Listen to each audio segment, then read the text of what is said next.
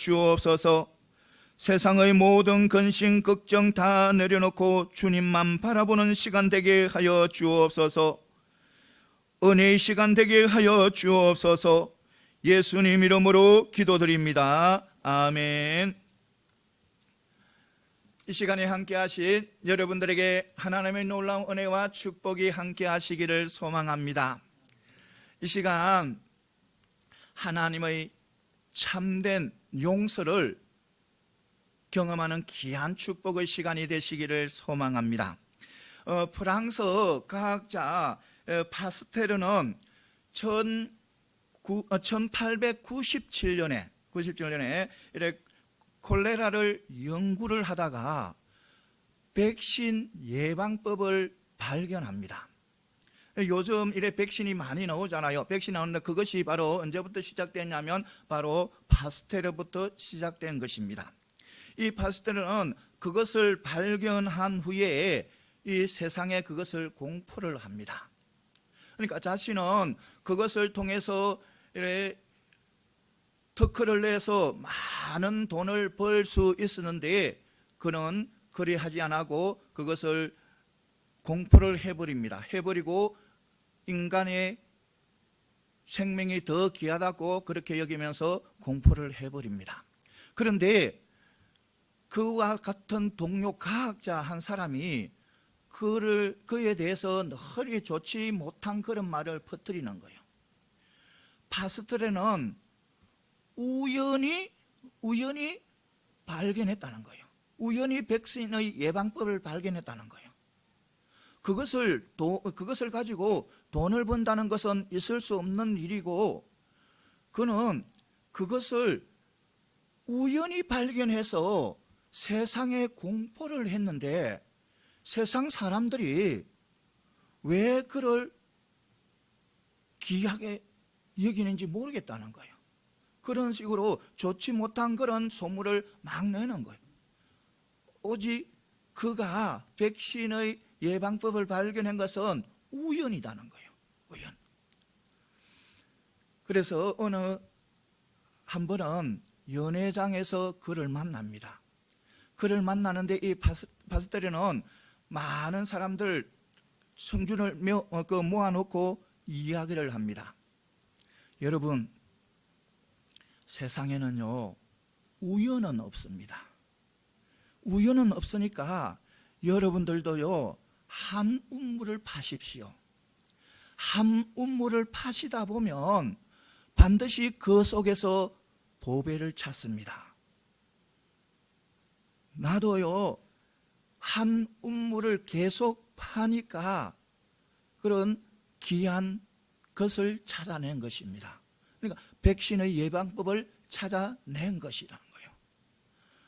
그래서 다른 사람들은 이것을 우연이다 할 줄 모르지만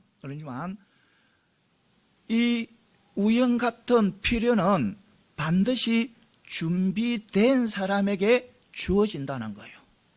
그러니까 한 곳을 계속해서 파고 연구하다 보면 하나님께서 그것을 허락하신다는 거예요. 사랑하는 성도 여러분, 우리가 삶을 살아가잖아요. 삶을 살아간 데는 우연이 없습니다. 어떤 상황에서도 우연이 없어요. 조그만 일이든 큰 일이든 어떤 상황 속에서도 우연한 일은 없습니다. 우리 이 세상은 누가 다스리고 갑니까? 누가 섭리하고 갑니까? 역사는 누가 섭리하고 합니까? 우리 하나님의 섭리 속에 있잖아요. 하나님의 섭리 속에 있기 때문에 어떤 조그만 일이든 큰 일이든 하나님의 뜻, 하나님의 계획 속에 다 있다는 거예요. 그러니까 우리가 모든 일을, 많은 일들을 해나가잖아요. 좋은 일이든 나쁜 일이든 큰 일이든 내가 감당하지 못할 어떤 일이든 다 해나가잖아요. 그런데 중요한 것은 그 모든 것이 바로 하나님의 뜻이 있고 하나님의 계획이 있다는 거예요. 그래서 우리는 어떤 일이든 우리는 하나님의 뜻을 찾고 하나님의 계획을 찾아야 된다는 거예요. 우리 특히 믿음의 백성들은 하나님의 뜻 안에서, 하나님의 계획 안에서 살아가야 된다는 거예요. 사랑하는 성도 여러분, 우리가 어떤 일이든, 내가 하고 있는 무슨 일이든, 내 가정에서든 어떤 직장에서든 어떤 상황에서도 하나님의 뜻을 찾고 하나님의 계획을 찾아서 하나님의 뜻 안에서, 계획 안에서 여러분들의 삶을 아름답게 펼쳐가는 저와 여러분들이 다 되시기를 소망합니다. 사랑하는 성도 여러분, 세상에는 우연이 없어요. 모든 것이 다 하나님의 뜻 안에서, 계획 안에서 있다는 것을 믿으시고 우리는 늘 기도로 예수님 중심으로, 하나님을 중심으로 살아감을 통해서 하나님의 뜻을 알고 하나님의 계획을 알아서 아름다운 삶을 펼쳐나가는 저와 여러분들이 다 되시기를 소망합니다. 오늘 말씀은요, 마태복음 18장 21절에서 35절 말씀이에요. 오늘 말씀은 참된 용서를 해라는 그런 말씀이에요. 베드로가 주님께 질문을 하는 거예요. 어떤 질문을 하냐면, 형제가 계속해서 죄를 지으면, 나에게 죄를 지으려 잘못을 하면 몇 번까지 용서를 해야 되냐는 거예요. 7번까지 할까요? 이렇게 질문을 하는 거예요. 그런데 예수님께서는요, 대답이 7번만 아니라 7번 70번이라도 용서를 해라는 거예요. 그러니까 이 말은 뭐냐면 끝없이 용서하라는 거예요. 끝없이, 횟수에 어떤 관계없이 계속해서 용서하라는 거예요. 그러면서 주님께서 천국을 비유하는데, 종과 결산을 하는 임금에게 천국을 비유하는 거예요. 임금이, 그러니까 주인이 종들을 데리고 하나하나 결산을 해나갑니다. 그런데 거기에 1만 달란트를 빚진 자가 들어오는 거예요. 들어와서 그 주인이, 임금께서 너희 몸과 너희 아내와 자녀들과 너희 재산을 다 팔아서 갚아라는 거예요. 그런데 그는 갚을 능력이 없어요. 그런데 그는 엎드려서 용서하라면서 갚을 것이라면서 그렇게 이야기를 하는 거예요. 갚을 테니까 용서해 주라는 거예요. 그러니까 주인 임금께서 바로 그를 내어보냅니다. 내어보내는데 그가 빚지고 있는 모든 것을 다 탕감을 해주는 거예요. 1만 달란트라면 굉장히 많은 돈이에요. 엄청난 돈이에요. 그 1만 달란트를 전체를 다 탕감을 해서 아무 조건 없이 다 탕감을 해주는 거예요. 탕감을. 그런데요, 문제는요, 그 종이 탕감을 받고 밖으로 나옵니다. 나오는데 한 동료를 만나는 거예요. 그 동료가 어떤 동료냐 하면요, 자기에게 100데나리온 빚진 자인 거예요. 그러니까 그 100데나리온 빚진 자를 보고 목을 잡고 빚을 갚아라고 막 그러는 거예요. 그러니까 그 동료가 엎드려서 용서해 주라는 거예요. 빚을 갚을 테니까 용서해 주라, 기다려 주라는 거예요. 그런데요, 그 종은 용서하지 않습니다. 용서하지 않아요. 기다려 주지도 않고 그를 어디에 옥에 가두어 버리는 거예요. 갚을 때까지 옥에 가둬요. 그것을 다른 동료가 보고 있었습니다. 다른 동료가 보고 있는데 너무 안 된 거예요. 안 된 거예요.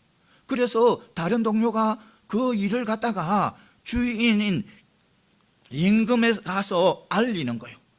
이야기를 해드리는 거예요. 그러니까 주인 임금이 화가 나서 그를 데리고 오라는 거예요. 그를 데리고 그래서 그를 데리고 옵니다. 다시 그러니까 악한 종아, 나는 너에게 엄청난 것을 사해 주었는데 너는 그 동료에 그것도 사해지 못하느냐 하면서 악한 종이라고 이야기하는 거예요. 그래서 너도 갚을 때까지 어디에 옥에 가다라. 그리고 옥졸에는데 넘겨버리는 거예요. 그리고 마음으로 용서를 할 때 너희들이, 그러니까 우리가 마음으로 나에게 죄를 지은 것을 용서할 때 하나님께서도 우리를 용서하신다는 그런 말씀이에요. 그러니까 우리가 어떤 누구라도 용서해 줄 때 하나님께서는 우리를 용서하신다는 거예요. 오늘 말씀이. 오늘 이 말씀을 통해서 몇 가지 은혜 받는 귀한 축복의 시간이 되시기를 소망합니다. 먼저 우리는 사람은 아무도 이래 범죄로부터 자유롭지 못한다는 거예요. 범죄로. 그러니까 21절에 보면 반복되는 형제들의 범죄를 용서하는 횟수에 대한 베드로의 질문이 나옵니다. 그는 7번 하면 됐냐고 묻습니다. 그러니까 7번 하면 충분하다고 생각한 거예요. 그는. 왜냐하면 그 당시에 랍비들은 3번까지 용서해래요. 3번. 그래서 이 베드로는 7번 하면 충분하지 않겠나 이렇게 생각을 하고 7번을 제시합니다. 그런데 그 당시에 랍비들은 처음 죄를 지으면 그러니까 가시를 범하면 용서된다. 2번째 가시를 범해도 용서된다. 3번째 가시를 범해도 용서된다. 4번째는 그렇지 않다. 용서할 수가 없다고 이렇게 가르치는 거예요. 그래서 베드로가 7번이면 충분하다고 생각해서 7번을 제시한 거예요. 그런데 어쨌든 간에 이 말씀에서 중요한 것은 우리가 중요하게 주목해야 할 것은 인간이 범죄의 가능성이 있다는 겁니다. 인간의 그러니까 범죄에 대한 가능성이 봐야 된다는 거예요. 그러니까 인간은 항상 이래 범죄를 저지를 수가 있다는 거예요. 저지를 수 있는 거. 그러니까 어느 누구도 죄인이기 때문에 죄는 반드시 누구든지 다 저지를 수 있다는 거예요. 그러니까 성경에도 그랬잖아요. 성경에도 의인은 없다. 의인은 한 명도 없다는 거예요. 의인은. 그리고 선한 일을 하는 사람도 한 명도 없다는 거예요. 없다. 그러니까 인간은 완전한 사람이 아무도 없어요. 다 죄인인 거예요. 다 죄. 어느 누구도 완전한 사람은 아무도 없어요. 여러분, 우리가 예수님을 믿음으로써 거룩한 백성이 됐잖아요. 의로운 백성이 됐잖아요. 그렇다 해가지고 우리가 죄에 대해서 자유롭게 되었다고 생각하면 그것은 오산이에요. 잘못된 거예요. 잘못된. 우리가 이 세상에서 육체를 입고 살아가는 이상 우리는 죄의 위험성에 들어있다는 겁니다. 죄의 위험성이 들어있다는 거예요. 여러분, 바울 보시기 바랍니다. 바울이 얼마나 주님 중심, 하나님 중심, 오직 복음을 위해서 달려갔잖아요. 숱하게 고난을 당하고 매도 너무너무 많이 맞고 죽을 고기를 매번 거치면서 그렇게 복음을 전했잖아요. 그도요 끊임없이 자기 몸을 쳐서 죽게 복종했다는 거예요. 이것은 바로 뭐냐면 자신을 범죄로 이끌 육체의 소욕이 날마다 고개를 든다는 거예요. 그러니까 자기를 죄에 빠지도록 하는 것이 재성이 날마다 올라온다는 거예요. 그래서 자기는 몸을 날마다 쳐서 죽게 이래 복종했다는 거예요. 여러분, 어떤 사람은 이런 사람이 있어요. 누군가가 큰 은사를 가지고 그리고 큰 능력을 발휘하고 그러니까 큰 교회에 많은 성도들이 계시고 또 세상에서 성도들에게 믿는 사람들에게 존경받는 그런 목사가 되면 또 그런 장로님이 되면 죄를 범하는 일을 할 수 없다고 생각해요. 그것은 착각인 거예요. 그것은 모두가 어느 누구 다 죄인이라는 거예요. 이 강병영 목사지만 이게서 말씀을 전하지만 죄인 중에 괴수예요. 어느 목사들 다 그래요. 다 죄인 안나서 죄를 안 지는 사람은 아무도 없어요. 다 죄를 지어요. 다 죄를 지어. 그런데 그렇게 착각하는 사람이 있어요. 목사님이나 장로님이 되고 또 큰 교회 많은 성도님들이 존경하고 뒤에 따르고 이렇게 하는 목사님들은 뭐하다? 죄를 짓는데 그 일을 하지 않을 것이라고 생각하는데 그거는 잘못됐다는 거예요. 성경도 그렇지 않다는 거예요. 성경도 주의 이름으로 선지자의 노릇하고 주의 이름으로 귀신을 쫓아내고 주의 이름으로 많은 일들을 능력 있는 일들을 해나가는 그런 자들도 불법을 행하는 자들이 많다는 거예요. 그래서 주님께서 그들을 모른다는 거예요. 나는 너희들을 도저히 알지 못한다는 거예요. 마태복음 7장 22절에서 23절에 보면 나와요. 그러니까 주님의 일을 한다고 하지만 자기 삶이 주님의 말씀대로 살아가지 않으면 주님은 모른다는 거예요. 이거 분명히 우리는 알아야 돼요. 그러니까 그만큼 중요한 거예요. 교회에서나 세상에서 하나님의 백성들은 하나님의 말씀대로 살아가는 것이 그만큼 중요하다는 거예요.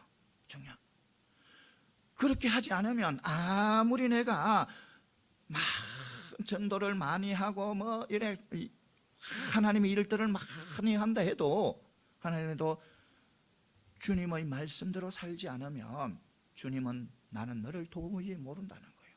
그러니까 이처럼 죄에 자유로운 사람은 아무도 없다는 거예요. 죄의 사람.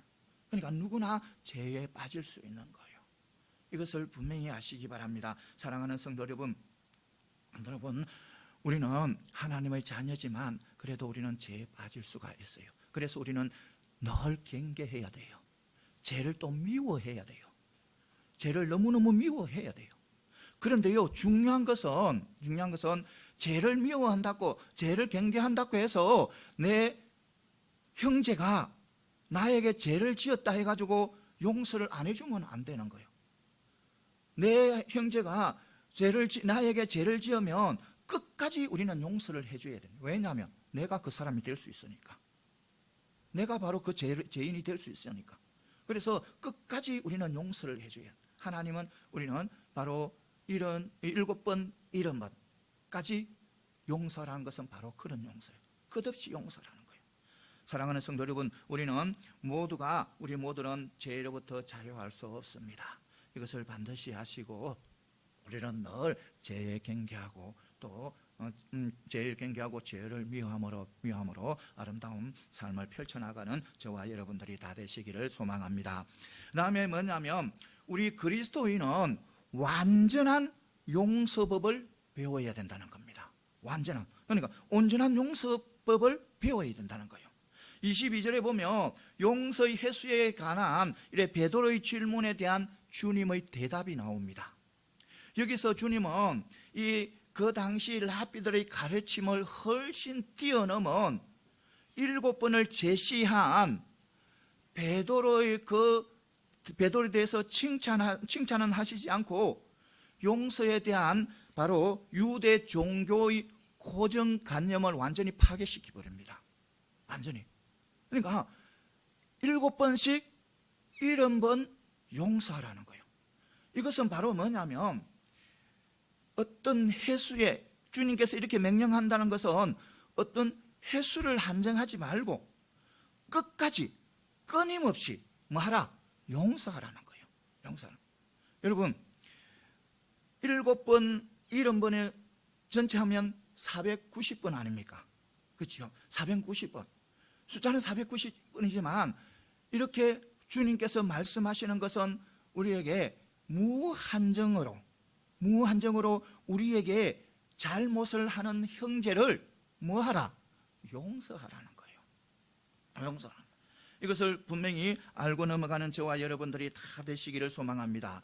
우리는 그리스도인들은 온전한 용서법을 배워야 돼요. 3번, 7번 이런 횟수를 정한 용서는 온전한 용서가 아니에요. 아니에요. 그러니까 온전한 용서는 그런 횟수의 제한이 없이 완전히 용서하는 것이 바로 계속해서 용서해 주는 것이 바로 온전한 용서가 된다는 겁니다. 사람은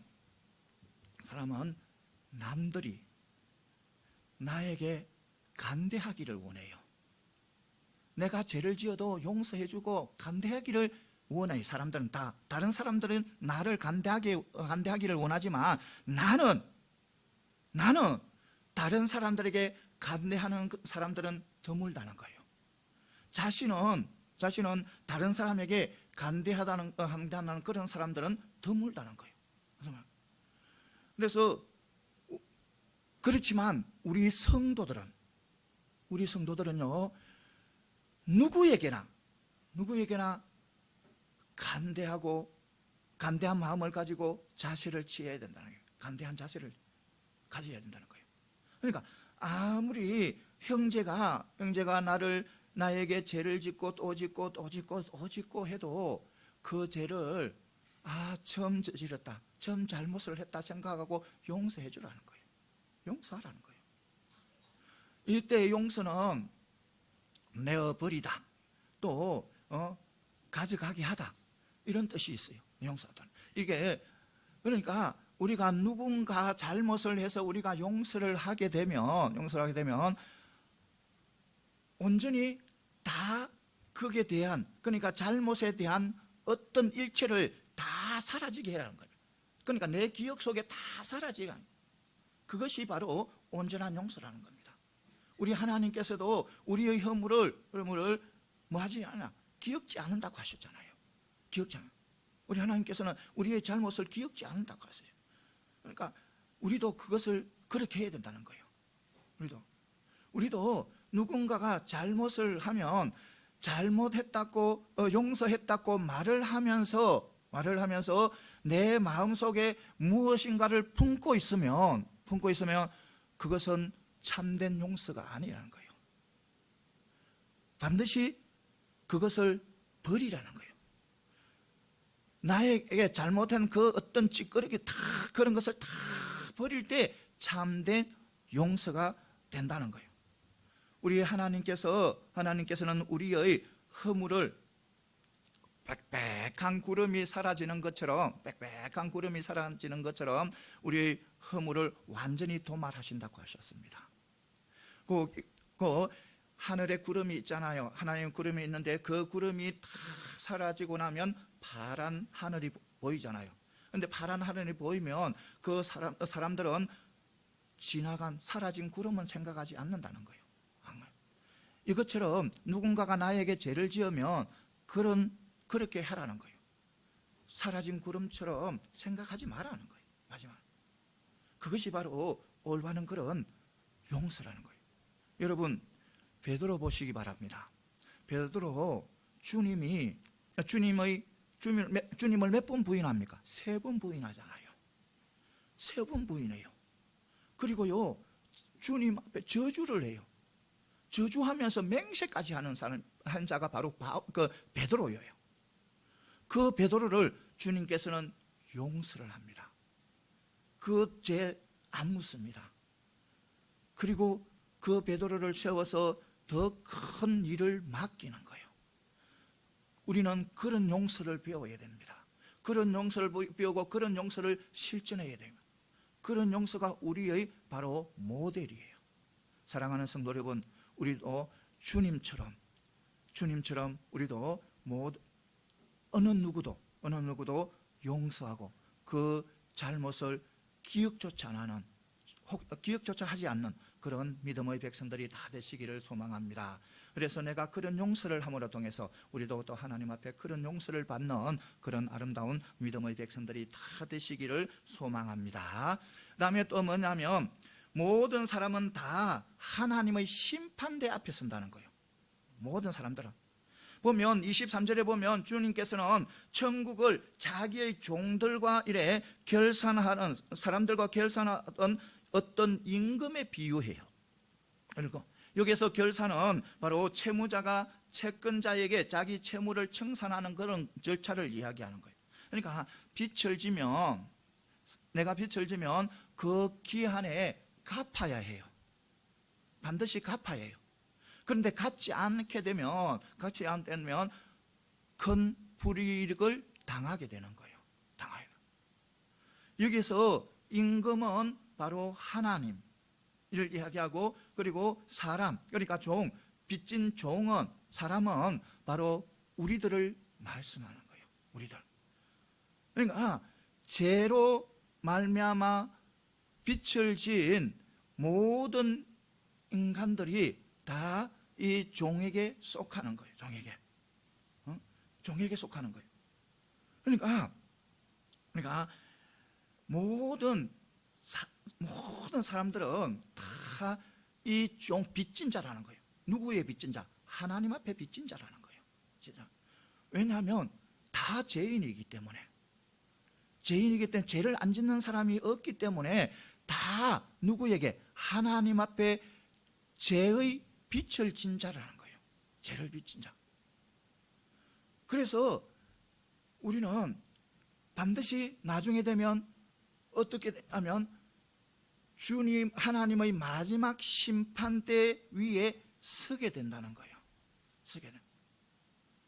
여러분, 우리가 재판하잖아요. 재판을 하면 왜 재판을 합니까? 그 사람의 죄의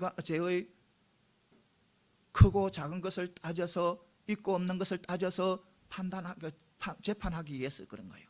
그러니까 우리 하나님께서도 우리 사람들을 자신의 재판에 세우는 것은 바로 우리의 행위를 보고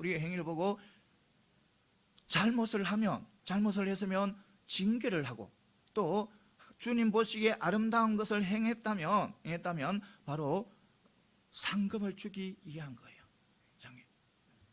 그래서 우리는 항상 마지막 주님의 하나님의 심판대를 위해서 준비의 삶을 살아가야 되는 거예요. 언제나 우리는 준비의 삶을 살아가야 돼요. 이 보면 테니슨이라는 사람이 있었습니다. 테니슨이라는 사람은 어떤 이야기를 했냐면, 우리의 인생은 하나의 학교이고 하나의 준비라고 이야기를 합니다. 그런데 많은 사람들은 그 준비에 대해서 이해를 하지 못한 거예요. 그 준비는 내적인 준비예요. 그러니까 궁극적으로 이야기하면 하나님의 마지막 심판대를 위한 그런 준비예요. 그런 준비. 그런데 사람들은 그것을 잘 이해하지 못한 거예요. 잘 이해하지 못하고 나간 거예요. 그런데요, 우리가 하나님의 심판대를 준비하는 것은요, 여러 가지 있는 거 아니에요. 오직 한 가지 있어요. 오직 우리가 마지막 하나님의 심판대에 준비하는 길은 오직 한 가지예요. 그 길은 어떤 길이냐? 바로 예수 그리스도를 나의 구주로 믿고 바로 예수님의 말씀대로 살아가는 것이 바로 그 준비라는 거예요. 준비. 다른 길은 없어요. 내가 돈을 많이 모으고 지위가 오르고 명예를 얻는 거, 이것은요 내적인 준비하고는 관계가 없는 거예요. 이것은 세상의 현세의 어떤 복을 누리기 위한 것이지 내적인 그런 준비가 아니라는 거예요. 오직 내적인 준비는, 마지막 심판대의 준비는 주 예수 그리스도를 믿고 그 말씀대로 살아가는 것이 바른 준비라는 겁니다. 이것을 반드시 믿으시고, 여러분 어떤 상황 속에서도 주 예수님을 놓치지 마시고 꼭 붙잡고 감을 통해서 우리가 마지막 심판대를 잘 준비하는 저와 여러분들이 다 되시기를 소망합니다. 그 다음에 또 뭐냐면, 인간은 아무도 자신을 구원할 능력이 없다는 겁니다. 인간은 오늘 24절에 보면 임금에게 1만 달란트의 그 액의 부채를 지고 있는 사람이 나옵니다. 1만 달란트 하면요 어마어마한 돈이에요. 1달란트가 6천 데나리온이에요. 1달란트가 6,000데나리오. 그러니까 1만 달란트라면 엄청난 거예요. 1데나리오는 또 뭐냐면 1데나리오는 보통 남성의 1일 품삯이 되는 거예요. 1데나리온. 그러니까 엄청나게 많은 돈이에요. 우리 지금 현재로 한 남성의 하루 품삯을 6만 원이라 치도 6만 원을 치라도 3조가 넘는 1만 달란트 하면 3조가 훨씬 넘는 그런 돈이에요. 그런 돈. 그런 돈을 바로 빚지고 있는 거예요. 그러니까 이처럼 엄청난 부채를 지고 있는 이 종의 모습은 바로 우리가 하나님 앞에 서 있는 우리의 모습과 똑같다는 거예요. 우리가 죄를 지음으로 통해서 그 죄의 대가가 엄청나다는 거예요. 엄청나요. 부채가 너무너무 크다는 거예요. 이것을 우리는 분명히 알고 달려가는 저와 여러분들이 다 되시기를 바랍니다. 그래서 25절에 보면 임금이 그 1만 달란트의 부채진 자를 부르는데 그 종은 갚을 능력이 없어요. 도저히 갚을 능력, 수단과 방법을 다 했어도 갚을 능력이 없는 거예요. 갚을 능력. 그 종은 도저히 갚을 능력이 없는 거예요. 그래서 그 갚을 능력이 없는 그 종은 바로 우리 주님께서 하나님께서 능력이 없지만 다 용서를 해준 거예요. 다 용서를 없는. 이것은 바로 뭐냐면 우리 죄인들은 그 죄에 대해서 갚을 능력이 없지만 우리 주님께서는 뭐 하신다? 다 용서를 해주신다는 거예요. 이것을 분명히 우리는 알고 넘어가는 저와 여러분들이 다 되시기를 소망합니다. 그래서 또 이것은 또 뭐냐면 그 종이 갚을 능력이 없다는 것은 우리가 인간이 죄에 대해서 자신을 구원할 능력이 없다는 것을 상징하는 거예요. 그러니까 그래서 우리 인간들은 무엇이 필요하다? 구원자가 필요한 거예요. 구원자가 필요한. 그래서 우리 하나님께서는 우리에게 구원자로 예수 그리스도를 보내주신 거예요. 그랬어요. 우리는 이것을 분명히 알고 넘어가는 저와 여러분들이 다 되시기를 소망합니다. 그래요. 그래서 우리는 구원자가 필요하지만 그런데 우리는 죄에 대해서 자유하려고 늘 애쓰고 달려가요.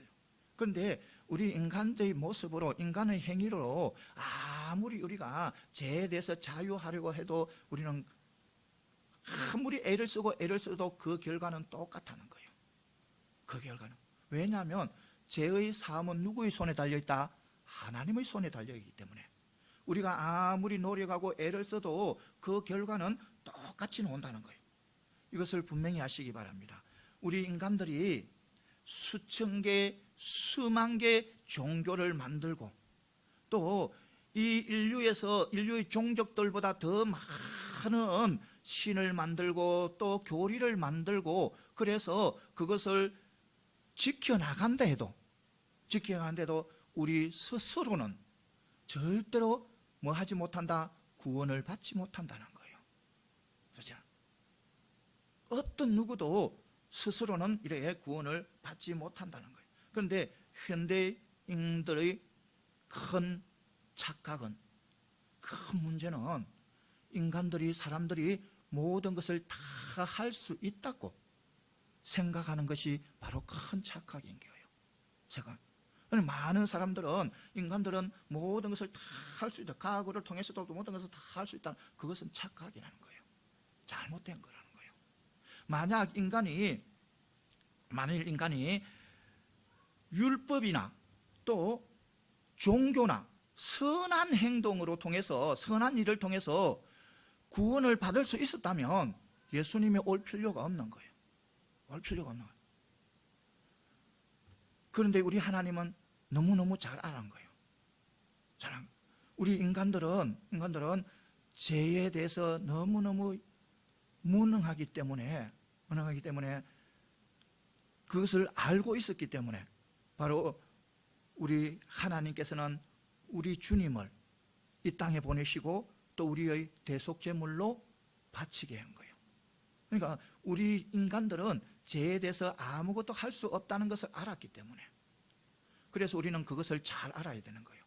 하나님께서 우리가 너무너무 무능하기 때문에, 우리의 죄에 대해서 너무 무능하기 때문에 우리를 위해서 예수 그리스도를 보내주시고 우리 대속물로 들어갔다는 것을 잘 알고 우리는 늘 하나님 앞에 겸손하게 살아가야 되는 거예요. 겸손하게. 여러분, 아무리 육적으로 세상적으로 뛰어나고 특출한 사람이라 한다 해도 바로 자신의 죄와 자신의 구원에는 무능하다는 겁니다. 그러니까 이 세상에는 어떤 누구도 스스로 자신의 힘으로는 구원받을 수가 없다는 것, 이것을 분명히 믿고 나가는 저와 여러분들이 다 되시기를 소망합니다. 이 장에 또 마지막은 뭐냐면, 우리의 구원은 긍휼히 하나님의 주신 선물이라는 거예요. 우리의 구원은 무엇이라? 하나님이 주신 선물이라는 거예요. 선물. 이거 분명히 아시기 바랍니다. 27절에 보면 엎드려서 절하며 빛을 갖기까지 기다려주도록 이렇게 간청하는 종의 모습이 나오고, 그리고 그 종의 모습을 본 그 임금은 불쌍히 여겼어서 그 부채를 다 뭐 해준다? 탕감해주는 사실이 나옵니다. 저 임금은 1만 달란트 빚진 사람의 딱한 처지를 보고 또 그를 긍휼히 베풀어서 바로 무조건적으로 그의 모든 것을 다 탕감해 줬다는 것입니다. 이것은 바로 또 무엇을 하면, 바로 죄의 부채를 갚는 일에 전적으로 무능한 우리 인간들에게 바로 우리 하나님께서 긍휼을 베풀어서 바로 무조건적인 은혜로 우리를 용서해 주셨다는 거예요. 그러니까 우리는 무조건적인 하나님의 은혜로 용서를 받았다는 거예요. 그러니까 우리는 이것을 분명히 아시고 우리는 늘 하나님 앞에 감사하고 감격하면서 삶을 살아가야 해요. 여기서 또 우리가 알 수 있는 것은 바로 뭐냐면, 진정으로 중심으로 회개하는 죄인들에게 대한 하나님의 마음을 우리가 알 수 있어요. 우리 하나님께서는요, 정말 중심으로 회개하고 하나님 앞에 은총을 구하면 하나님께서는 우리를 용서하시고 우리를 구원해 주시는 거예요. 그런 분이 바로 우리의 하나님이시라는 겁니다. 이것을 반드시 믿고 나아가는 저와 여러분들이 다 되시기를 소망합니다. 그래서 우리에게 주어진 이 구원은 하나님께서 우리를 긍휼히 여겨주셔서 우리에게 주신 선물이 바로 이 구원이라는 거예요. 이것을 반드시 믿고 나가는 저와 여러분들이 다 되시기를 소망합니다. 에베소서 2장 8절에 봐도 이 구원이 우리에게서 난 것이 아니고 누구의? 하나님의 선물이라고 선포하고 있어요. 우리 구원은 누구의 선물이다? 하나님의 선물이라는 거예요. 만약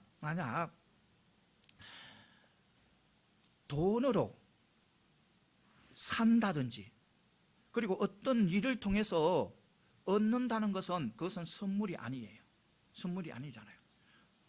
내가 돈을 사고 또 어떤 내가 일을 해서 그것을 얻는다는 것은 바로 선물이 아니잖아요. 선물. 그러니까 어떤 대가를 치러서 온전한 대가를 치러서 얻었기 때문에 그것은 거래인 거예요. 거래. 그런데 우리의 구원은 다르다는 거예요. 돈을 살 수 없고 어떤 행위로도 얻을 수 없는 것이 바로 우리의 구원이라는 거예요. 구원. 그래서 우리 구원은 오직 누구만이 하나님께서 허락하신 바로 귀한 선물이라는 거예요. 그러니까 살 수 없는 거예요. 얻을 수도 없는 것이 바로 구원이에요. 만약 구원이 우리가 돈을 살 수 있다면, 그러니까 큰 백화점에 진열장, 물품의 진열장에 구원이 진열되어 있고, 구원이 진열되어 있고, 할인마트에 구원이 진열되어 있어서 우리가 돈을 가지고 살 수 있다면 그것은 바로 상품이지 하나님의 선물이 아니라는 겁니다. 선물이 아니라. 그런데 종교 가톨릭, 중세 가톨릭 종교에서 어떤 일이 있었냐면, 그때 누가 있었냐면 바로 요한 테첼이라는 사람이 있었어요. 그때 요한 테첼이라는 사람이 1517년에 독일에 와서 교황 대신에 무엇을 파냐면 자기가 면죄부를 파는 거예요. 면죄부를. 그러니까 구원을 돈을 주고 파는 거예요. 구원을. 그러니까 그가 면죄부를 파면서 사람들에게 현혹시키는 그런 말을 막 하는 거예요. 대도 않은 말. 정말 누가 생각해도 있을 수 없는 그런 좋지 못한 그런 말을 들은. 그러니까 그 말이 바로 그런 현혹시키는 말이 나중에 종교 개혁을 일으키는 하나의 계기가 됩니다. 계기야. 그러니까 그 말이 무슨 말이냐면, 이 테첼이라는 사람이 사람들에게 면죄부는 모든 사람들을 다 구원할 수 있다고 이렇게 이야기를 하는 거예요. 돈만 가져오라는 거예요. 많은 돈만 가져오면 아무리 큰 죄라도 용서받을 수 있다는 거예요. 뿐만 아니라 면죄부는 이제는 지금 살아있는 여러분들, 우리들 뿐만 아니라 여러분들의 조상 죽어서 지금 이 땅에 없는 조상들의 죄까지 다 사함을 받을 수 있다는 거예요. 그러니까 돈만 가져오라는 거예요. 그 당시, 그러니까 로마 가톨릭 교회의 모습이었습니다. 그러니까 그들이 정말 구원을 중요시해야 되는데 구원을 너무나 하찮게 여긴 거예요. 그런데 문제는요, 오늘날도 마찬가지 그런 사람들이 많다는 거예요. 오늘날도 많다는 거예요. 구원이 얼마나 귀한데, 하나님께서 나를 구원해 주신 그 구원이 얼마나 귀하고 귀한데 너무너무 값없는 것처럼 취급을 하는 사람들이 너무 많다는 거예요. 우리가 경계할 그런 신앙이에요. 우리 구원은요, 돈을 주고 살 수가 없어요. 우리가 어떤 행위를 잘해서 얻을 수 있는 것이 구원이 아니에요. 구원은 너무너무 큰 거예요. 너무너무 귀한 거예요.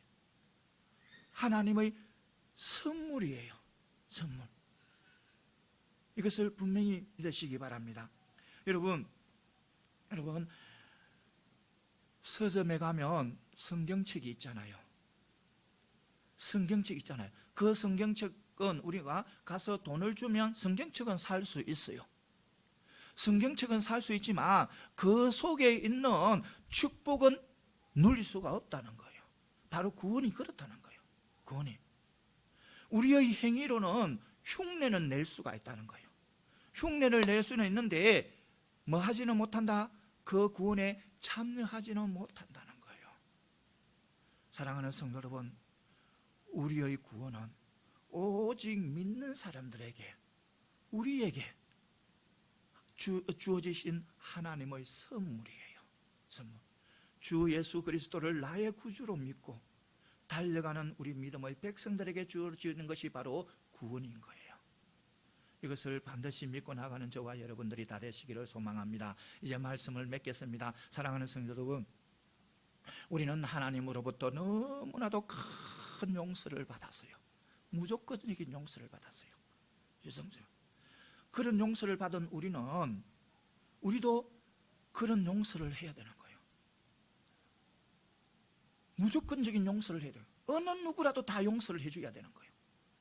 누구는 용서하고 누구는 용서하지 않고 누구는 몇 분까지 누구는 어디까지, 그것은 온전한 용서가 아닌 거예요. 하나님이 원하시는 용서가 아닌 거예요.